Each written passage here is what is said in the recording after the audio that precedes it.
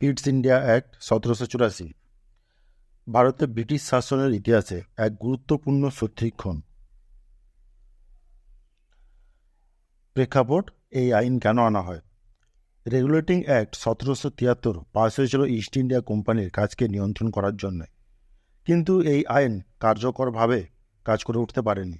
British parliament দেখতে পায় ভারতে প্রশাসন আরও শক্তিশালী নিয়ন্ত্রণ প্রয়োজন। এই পরিস্থিতিতে তখনকার প্রধানমন্ত্রী ছিলেন উইলিয়াম পিটস ইয়ঙ্গার। এর উদ্যোগে পিটস ইন্ডিয়া অ্যাক্ট 1784 আনা হয়। এটি ছিল ব্রিটিশ সরকারের পক্ষ থেকে ভারতের প্রশাসনিক নিয়ন্ত্রণ শক্তিশালী করার একটি কৌশলগত পদক্ষেপ। রেগুলেটিং অ্যাক্ট এর ব্যর্থতার কারণ কী ছিল? দুর্নীতি অনেক বিস্তার করেছিল। কোম্পানির কর্মকর্তাদের মধ্যে দুর্নীতি বেড়ে যায় এবং সুশাসন বজায় রাখা কঠিন হয়ে পড়ে। অসঙ্গত সিদ্ধান্ত: প্রশাসনিক সিদ্ধান্তে অসঙ্গতি দেখা যায় এবং কোম্পানির ভেতরে শৃঙ্খলতা ঠিকঠাক থাকে না। সমন্বয়ের অভাব: বেঙ্গল, বোম্বে, মাদ্রাজ এর সমন্বয়ের মধ্যে কম ছিল এবং প্রতিটি প্রেসিডেন্সি স্বাধীনভাবে কাজ করত।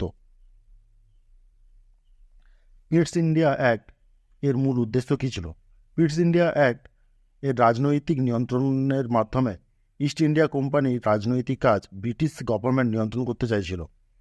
উইলিয়াম পিটস দেখছিলেন যে কোম্পানির কাজকর্মকে নিয়ন্ত্রণ করার প্রয়োজন এবং ভারতবর্ষে কোম্পানির নাম নয়, ব্রিটিশ গভর্নমেন্টের নাম হওয়ার দরকার। তার জন্য তিনি এই আইন প্রণয়ন করার চেষ্টা করেন। কেন্দ্রীয় শাসন: ভারতের প্রশাসনে কেন্দ্রীয় নিয়ন্ত্রণ বাড়ানোর দরকার। কাজের বিভাজন: কোম্পানির বাণিজ্যিক এবং রাজনৈতিক কাজ দুটিকে আলাদা করা প্রয়োজন।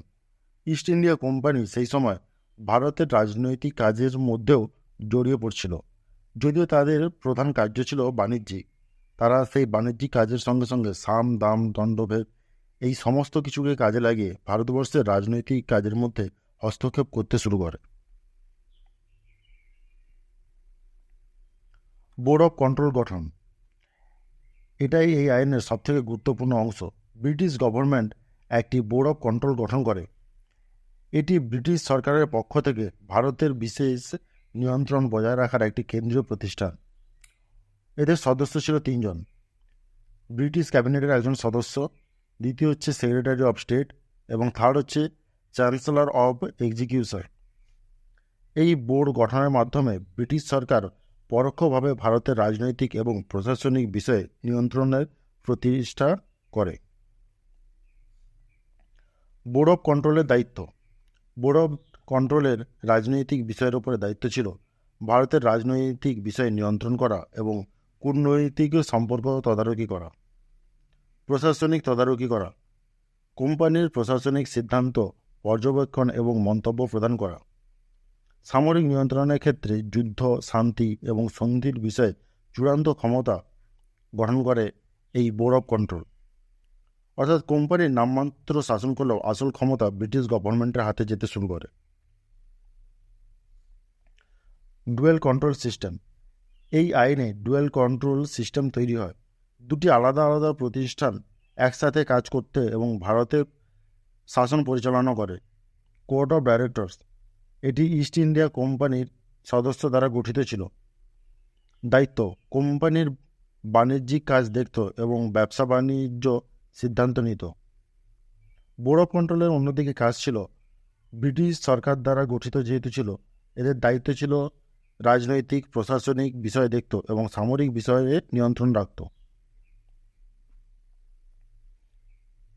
এই ব্যবস্থা গ্রহণ করার জন্য এটিকে বলা হয় ডুয়েল গভর্নমেন্ট সিস্টেম।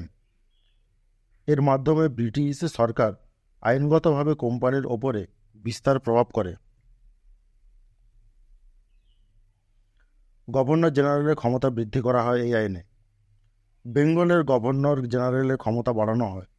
এটি ছিল ভারতের প্রতিষ্ঠার এক কেন্দ্রীয় শাসন প্রতিষ্ঠার এক গুরুত্বপূর্ণ পদক্ষেপ। ভারতবর্ষে তখন 3টা প্রভিন্স ছিল।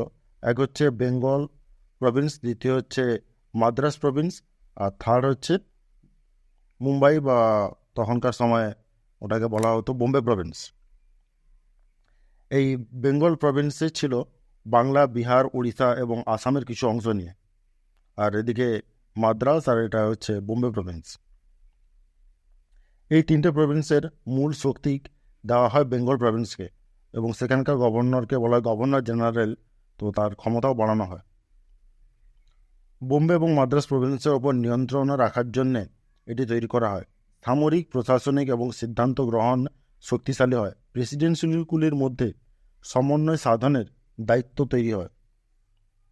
প্রেসিডেন্সির ওপরে নিয়ন্ত্রণ আগে অবস্থা ছিল প্রতিটি প্রেসিডেন্সি স্বাধীনভাবে কাজ করতে পারত। পরে আসে বেঙ্গলের অধীনে সমস্ত কোঅর্ডিনেশন বাড়ে। এর ফলাফল হিসেবে কেন্দ্রীয় নিয়ন্ত্রণ প্রতিষ্ঠিত হয়। সিক্রেট কমিটি, কোর্ট অফ ডাইরেক্টরসের মধ্যে একটি সিক্রেট কমিটি তৈরি হয়। এর প্রধান কাজ ছিল বোর্ড অফ কন্ট্রোলের গোপন নির্দেশগুলি ভারতে পাঠানো এবং নীতি বাস্তবায়নের নিশ্চিত করা। অ্যাক্টের গুরুত্ব এবং প্রভাব। প্রথমে প্রবেশ করে ব্রিটিশ গভর্নমেন্ট প্রথমবার বাস্তবে ভারতের প্রশাসনে প্রবেশ করে। ক্ষমতা হ্রাস, কোম্পানির স্বাধীনতা কমে যায় এবং সরকারি নিয়ন্ত্রণ বৃদ্ধি পায়। কেন্দ্রীয় শক্তি শক্তিশালী হয় এবং সামরিক নিয়ন্ত্রণ প্রতিষ্ঠিত হয়।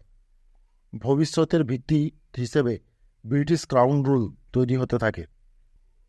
রেগুলেটিং অ্যাক্ট 1773 এবং পিটস ইন্ডিয়া অ্যাক্ট 1784 এর মধ্যে মেন ফারাকগুলো একটু দেখে নেওয়া যাক। রেগুলেটিং অ্যাক্ট 1773 উদ্দেশ্য ছিল কোম্পানির নিয়ন্ত্রণ প্রচেষ্টা করা। পিটস ইন্ডিয়া অ্যাক্ট সেটি আরও শক্তিশালী করে।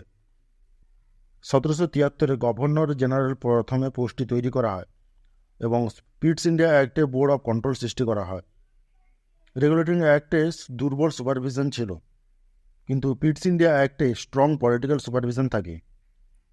1773 রেগুলেটিং অ্যাক্টে ক্ষমতার বিভাজন হয় এবং কেন্দ্রীয় শক্তি দুর্বল হিসেবে থাকে, কিন্তু পিটস ইন্ডিয়া অ্যাক্টে ডুয়েল কন্ট্রোল আনা হয়।